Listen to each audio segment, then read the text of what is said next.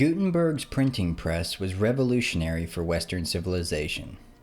It increased the spread of information and led to widespread literacy. But it also facilitated political turmoil, misinformation, and wars and revolts. It's a prime example of how mass media technology can destabilize a society. By the time Johannes Gutenberg invented the printing press in 1440, printing was already long established in the Far East. Woodblock printing had been used in China since around 220 AD, and there's evidence movable type printing had been used since the 11th century. But Gutenberg brought a new version of the technology to the West.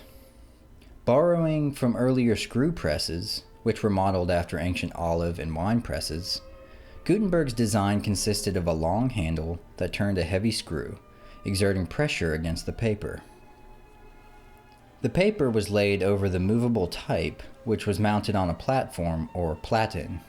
The movable type, the small blocks that formed each letter or character, could now be created quickly and precisely due to a new mold Gutenberg also invented.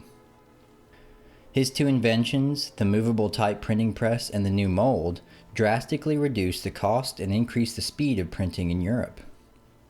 For example, Gutenberg's press could produce roughly 3,600 pages a day, compared to about 40 using other methods. In 1455, Gutenberg used his press to print an edition of the Latin Vulgate Bible in Mainz. And it wasn't long until his invention spread all across Europe. Within a few decades, the movable type printing press had reached over 200 cities in a dozen countries. By the year 1500, 20 million volumes had been produced by the press, and its output only grew exponentially from there. Estimates are that 150 to 200 million copies were produced in the 16th century. The age of mass communication had officially begun. The printing press's effects on Western civilization were immense.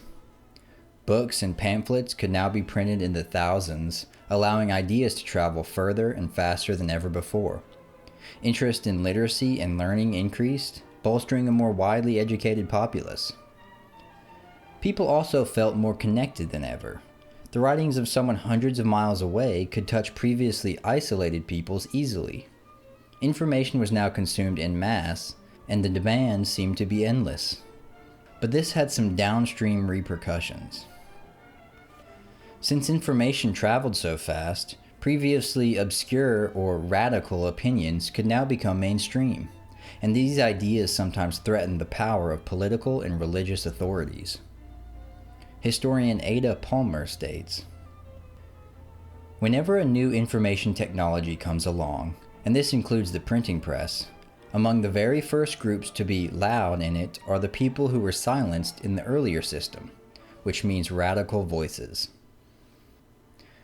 Since new technologies require effort and risk to adopt, it's usually the marginalized voices who become early adopters. The most noteworthy example of this phenomenon in the wake of Gutenberg's invention was the Protestant Reformation. Some scholars have cited the printing press as the chief factor in the Reformation's success. After Martin Luther posted his 95 Theses in 1517, his works went on to be published 500,000 times over the next decade. He was the first best-selling author of the 1500s.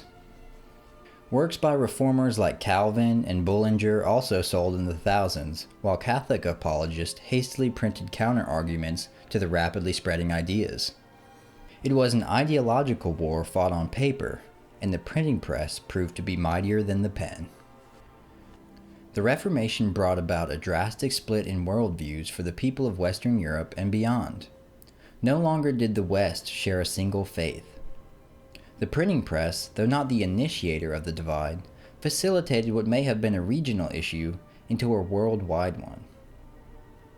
The printing press also contributed to various political revolutions. The French Revolution in the late 18th century, for example, was spurred on by coordinated propaganda campaigns distributed via pamphlets. These pamphlets promoted Enlightenment principles and called for rebellion against the monarchy.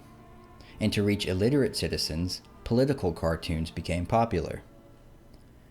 The ideas that whipped France into a frenzy would have never spread so quickly without the printing press.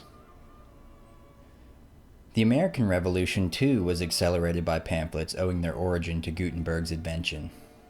Ben Franklin and Paul Revere were prominent revolutionaries who published propaganda in an effort to slander the British.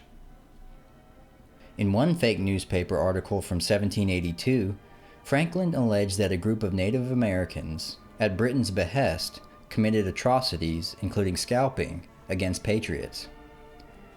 He hoped the gruesome story would outrage European readers and influence peace talks with Britain. The printing press also affected the economy. It stole jobs from skilled workers. Before Gutenberg's invention, scribes were in high demand, and bookmakers employed trained artisans to hand copy and illuminate manuscripts. The printing press made their skill set obsolete, though. In today's world, where new printing presses have emerged in the form of social media and AI, it's important to reflect on the destabilizing nature of introducing new information technology to a society. In fact, we've already seen it play out in the modern world. Though its impact is highly debated, many people believe social media such as Facebook played an integral role in facilitating the protests and uprisings during the 2010 Arab Spring.